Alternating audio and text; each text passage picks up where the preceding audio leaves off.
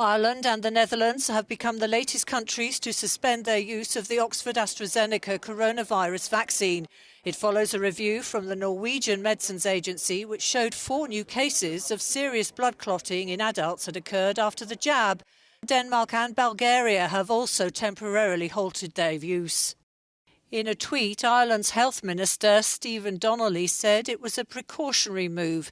There have been no reports of clotting events in Ireland similar to those seen in Norway. AstraZeneca says there's no evidence of a link and that given the large number of doses administered and the frequency at which blood clots can occur naturally, the evidence doesn't suggest the vaccine is the cause. On Friday, the World Health Organization said countries shouldn't stop using it. It's important to note that the European Medicines Agency has said there is no indication of a link between the vaccine and blood clots, and that the vaccine can continue to be used while its investigation is ongoing. But AstraZeneca's vaccine is also at the centre of concerns in the European Union over its availability. It's announced a new drop in deliveries, prompting a call for discussions as soon as possible over the disparities in the distribution of doses. Meanwhile, in France, officials say the Paris region may be headed towards another lockdown as new variants of the virus fill up intensive care units. Special medical planes have been transferring patients from the Paris area to less saturated regions over the weekend. French government spokesperson Gabriel Attal was at Orly Airport when 2 patient evacuations were underway. The situation is tense, worrying in the Île-de-France region. We are multiplying medical evacuations because every bed counts. And in Italy, some have been enjoying their last hours of freedom before most of the country is placed under lockdown from today. Italy's government hopes that the new coronavirus restrictions will allow a relaxation of measures in the second half of spring. Evelyn Laverick, Euronews. Well, let's speak now to our political editor, Darren McCaffrey, in Brussels to find out more about the suspension of the AstraZeneca jab in several EU states. Darren, very good morning to you. The relationship between the EU and AstraZeneca has been tense at times over the last few months. What is the sort of, in essence, how crucial the AstraZeneca jab is to Europe's strategy to get as many people vaccinated as possible?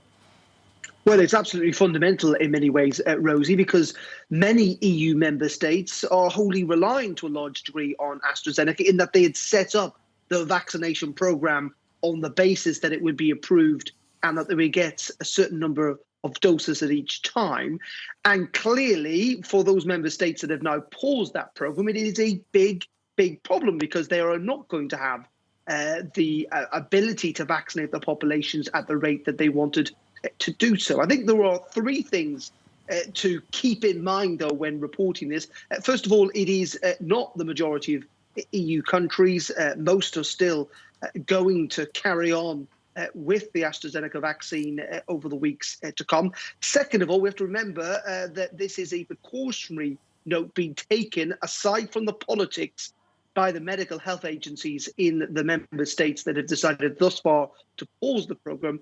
And in addition to that, Rosie, remember that statement from AstraZeneca. They say they've carried out tests on or looked at the evidence for 17 million doses that have been used in the UK and throughout Europe in the last couple of months, and that they can see no link at all between possible blood clots and this vaccine.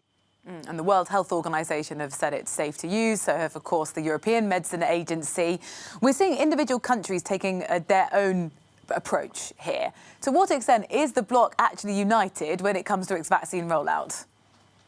Well, clearly not, because, lots of different countries are vaccinating people at different rates.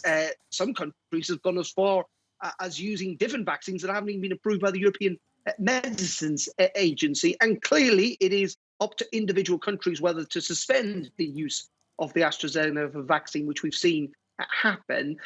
But it must be said that some actually are quite critical of being so cautious and precautionary when it comes to deciding to pause the AstraZeneca vaccine rollout, in the sense that they fear that with rates spiking across Europe, that you could potentially be risking people's lives because clearly the number of people who've been vaccinated will hopefully try and bring down hospitalizations and death rates across Europe.